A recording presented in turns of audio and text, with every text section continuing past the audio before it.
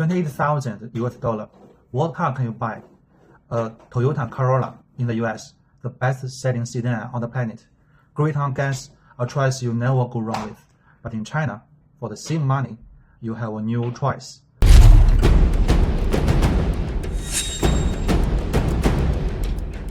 A middle-sized SUV, full electric, even with Tesla FSD level intelligent driving. So in this video, I did one thing. I put these two cars side by side and compare them, not to see which is better, just to let you know what kind of car Song Ultra is, and maybe answer one question. What does $28,000 you get in the US versus in China? Is any difference? And what does the difference can tell us? First, let's be clear what we are talking about. Song Ultra all-electric version, 7,010 km range, DiPilot-C highway intelligent driving, price $25,000 US. Updated to a city-wide DiPilot-B system, it is $26,000 US. Toyota Corolla XSE, topic spec sports trim in the US, $28,840. Notice the Corolla actually cost a little bit more. We will come back to that later.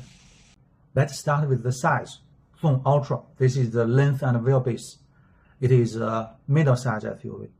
Corolla, and this is the length and wheelbase, classic compact sedan. Generally, Song Ultra is larger than Corolla in size. Of course, comparing SUV to a sedan is not exactly fair. I will admit that. The really interesting part of this comparison is not about size. It is the drivetrain layout. Song Ultra, rear-wheel drive, and Corolla, front-wheel drive. Why does this matter? Front-wheel drive shows all weight on the front wheel, heavy noise, sloppy cornering. Rear-wheel drive, balanced weight, way better handling. Back in 2019, Cadillac ran an ad and mocking a luxury brand for using front-wheel drive. The line was, "No rear-wheel drive, no luxury." Now, a $26,000 car from BYD comes standard with rear-wheel drive. Not a luxury brand for family use, but rear-wheel drive is given. Powertrain, Song Ultra electric motor, 260 kilowatts. It is about 362 horsepower. 0 to 100 accelerates in 7.2 seconds. Corolla XSE, 2.0 liter natural aspirated, 169 horsepower. 0 to 60 miles per hour accelerates in 8.2 seconds. In Toyota's lineup, SE means sports, and XLE is the premium sports trim, so it's the top spec sports version. A family SUV out-accelerates a premium sports, but the quick doesn't mean it hands well. Whether the chassis can keep up, that's the real question. I will come back to this. Now charging, or rather not charging, the Corolla doesn't need charge, but Song Ultra does. And you might be thinking, is the charging a hard question? The Song Ultra has a 82 kilowatt-hour battery. If you haven't seen my last video, BYD's new flash charging technology goes from 10% to 70% in 5 minutes, 10% to 80% in 9 minutes. Basically, similar time as pumping gas. Now let's have a break. Why Chinese people prefer EVs? Let's see one of these reasons. Doing an easy month. Seeing a full charge is 80 kilowatt-hour, and you get 600 kilowatt-hour range. That is about 30.3 kilowatt-hour per 100 kilometer. If you live in China and charge at home overnight, off-peak electric cost about 0.3 yuan RMB per kilowatt-hour. That's roughly 4 US cents. So you cost per 100 kilowatt, $0.6 US. Not per miles, per 100 kilometer. If you charge in commercial charge, The cost is about $2.5. Corolla XSE, official combined fuel economy, 34 miles per gallon. With gas price where you are, I don't care how cheap it is, it's definitely a lot more than 6 US cents, much more.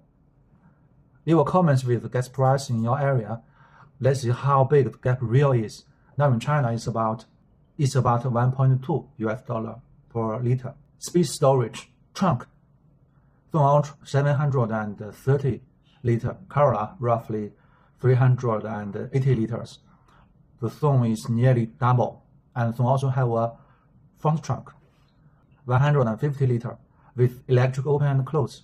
Again, SUV versus sedan is not entirely fair, but the gap is real. Nail big. I'm not going to read you interior specs. Everyone has its own taste. Numbers are meaningless here. Just to show you the Song Ultra interior, you judge for yourself. But I will point a few things. 1. Front seats, heated, ventilated, and with massive function. And the gear selector. It is column shifter behind the steering wheel. This is a personal favorite of mine. It frees up space in the center console, makes the cabin feel cleaner. Okay, everything I have said so far, the size, the power, the charging speed, the running cost, rear-wheel drive, the interior feature, it seems Song Ultra wins everything. But the really two shocking things are not even on the list. First, intelligent drive. The Song Ultra comes standard with DiPilot-C. On highways and expressways, it can handle assist drive. If you pay an extra $1,700, you can upgrade to DiPilot-B, the version as urban assisted driver on any city road. The name is ridiculous, the eyes of the god, but the actual performance, I watched a few test videos from Chinese media. On highways already very smooth. In the cities, it's still catching up to a Tesla FSD. For 26,000 cars, that's unheard of.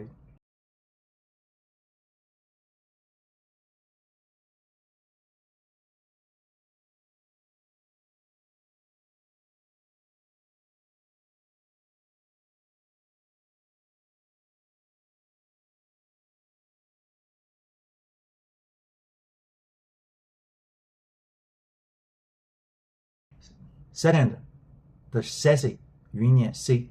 云辇 is BYD's own intelligent chassis control system. 云辇 C is the basic vision. While you're driving, sensors scan the road surface thousands of times per second.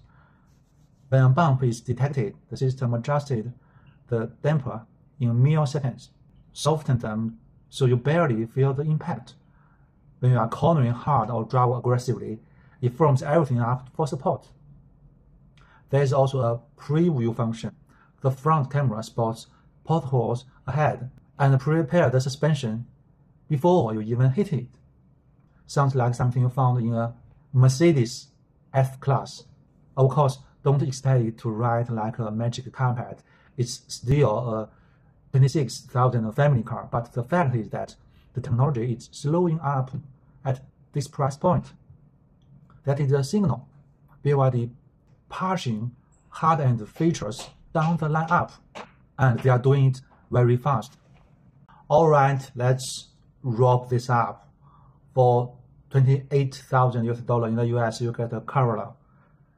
Reliable, durable, a choice you cannot fault. Tens of millions buyers across the world are not wrong. For the same money, you get a BYD Song Ultra. Bigger, faster, smarter, with intelligent drive, with smart suspension. Running costs are almost negligible. That is not a question of which car is better. The question is why. Why, for the same money, does a Chinese car give you so much more? I've checked the data, I've done the comparison, I've watched the real-world tests, and I still don't have a perfect answer for you. Maybe it's because BYD's supply chain has matured to the point where costs are dropping below what competitors can match. Maybe it's because BYD makes its own batteries, its own chips, its own intelligent driving systems, controlling the entire chain from top to bottom. Maybe years from now, we'll look back at this comparison and realize it was a signal that the pricing rules of the auto industry are being rewritten in real time. Whatever the reason, one thing is clear. What BYD is delivering at the prices they're asking is making traditional combustion cars look increasingly hard to justify on price. If you like content like this, subscribe the channel. Next episode, I'm doing a full monthly summary of Chinese EV market for May, salary numbers, new models launches, all in one video. Any thoughts, drop them in the comments. See you in next one.